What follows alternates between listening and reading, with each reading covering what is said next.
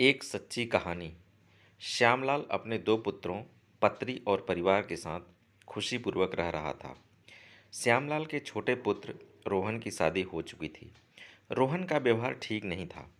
रोहन हमेशा अपने पिता से झगड़ता रहता था। रोहन के इस व्यवहार से आजी जाकर उसके पिता ने रोहन को अलग कर दिया।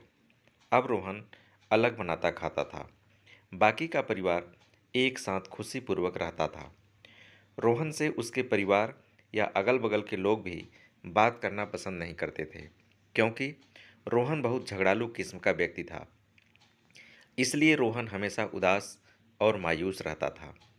एक दिन रोहन मार्केट गया था, तो आते समय वह एक फल बेचने वाले से पूछा, भैया, अंगूर कैसे दिए? तो फल वाले ने बताया, 100 रुपया किलो।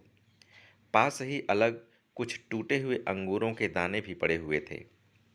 उसका भाव पूछा तो फल वाले ने कहा, 40 रुपया किलो। तो मैंने पूछा, इसका दाम इतना कम क्यों? तो वह बोला, भैया, हैं तो ये भी बहुत अच्छे, लेकिन यह अपने गुच्छे से टूट गए हैं, इसलिए इनकी कीमत आधी से भी कम हो गई है। तब उसी समय मेरे मन में विचार आया कि अपने परिवार या माता पिता से अलग होने पर हमारी कीमत भी आधी से भी कम रह जाती है। सच ही कहा गया है, एकता में बड़ी ताकत होती है। जब मिट्टी को एक करके सांचे में ढाल दिया जाता है तो ईंट बन जाती है। ईंटें जब एक हो गईं तो दीवार बन गई, और जब दीवारें एक हो गईं तो घर बन गया। ये तो बेजान चीज़ें हैं।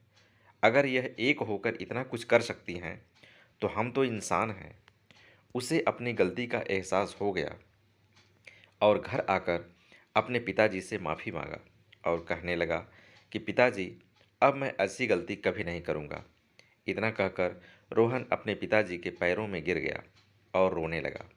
तो उसके पिताजी ने रोहन को उठाया और गले से लगाकर उसे माफ़ कर दिया, और फिर उनका सारा परिवार एक साथ खुशीपूर्वक रहने लगा। दोस्तों, कहानी सुनने के लिए आप लोगों का बहुत बहुत धन्यवाद। Thank you.